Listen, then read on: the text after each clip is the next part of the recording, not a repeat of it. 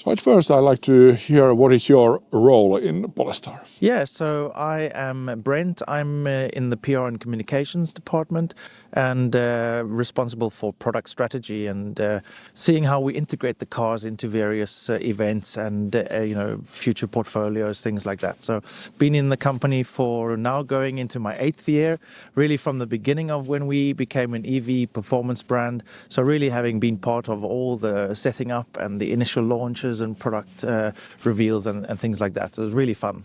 Yeah. Can you tell me how things has changed from the beginning to this day? Yeah, I mean, when we started in 2017, everything was in a very, very nice PowerPoint presentation. And there were a lot of aspirations and big dreams, and we really wanted to make a difference. And now you fast forward after 7 years now, we are now almost 7.5 years, really having set the tone in the early years in a great way, and now moved from just having Polestar 2, now we have 3 and 4. Later this year we have 5 and so forth. It's really good to see how the initial brand ideology, the DNA that we wanted to engineer into the cars is still true today, but we are evolving, we are growing, we are expanding. Now we have 3 different cars, soon to be 4. And that sort of evolution is really good to see, but we are not losing the fundamentals of what we want to achieve with Polestar and be different in this really competitive marketplace. Yeah. So how about this event? Why we are here?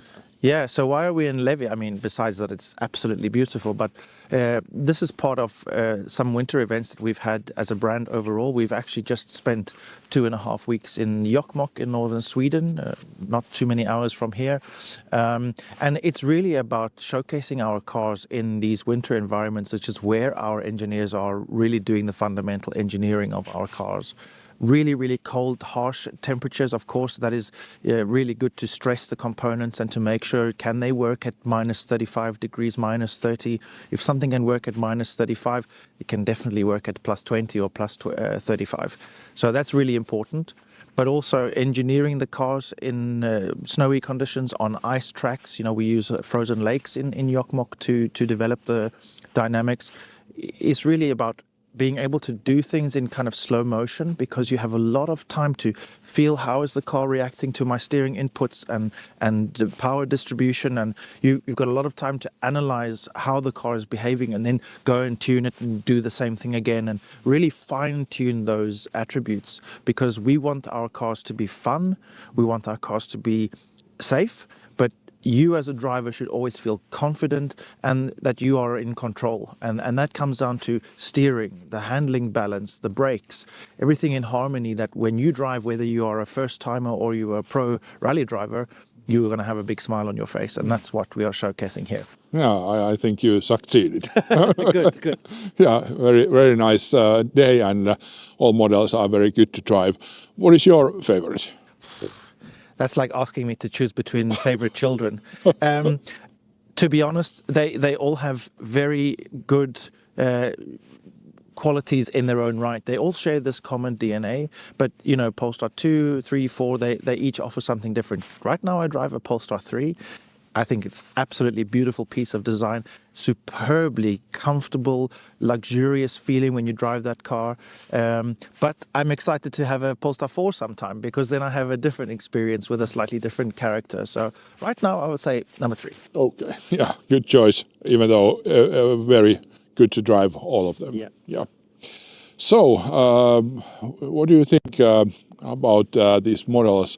What are the differences between those models? Because Finnish people maybe are wondering which one to choose. So, well, the thing is, the 3 cars are in 3 different segments. So Polestar 2 is sort of the smallest of our cars. Really, you can think of that as the teenager in the family, a little bit cheeky, adventurous, wants to be a little bit naughty now and then. So you have a lot of fun ability with that car. It's very planted. It feels very almost analog for an electric vehicle in this modern age.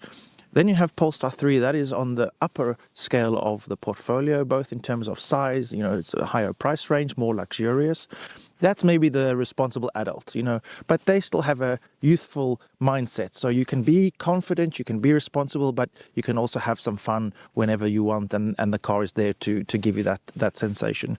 And then Polestar 4 is sitting between the 2 and the 3, a slightly different, of course, body style with a beautiful coupe look and feel, but very spacious SUV feeling on the inside, nice, commanding seating position, but still a beautiful low body.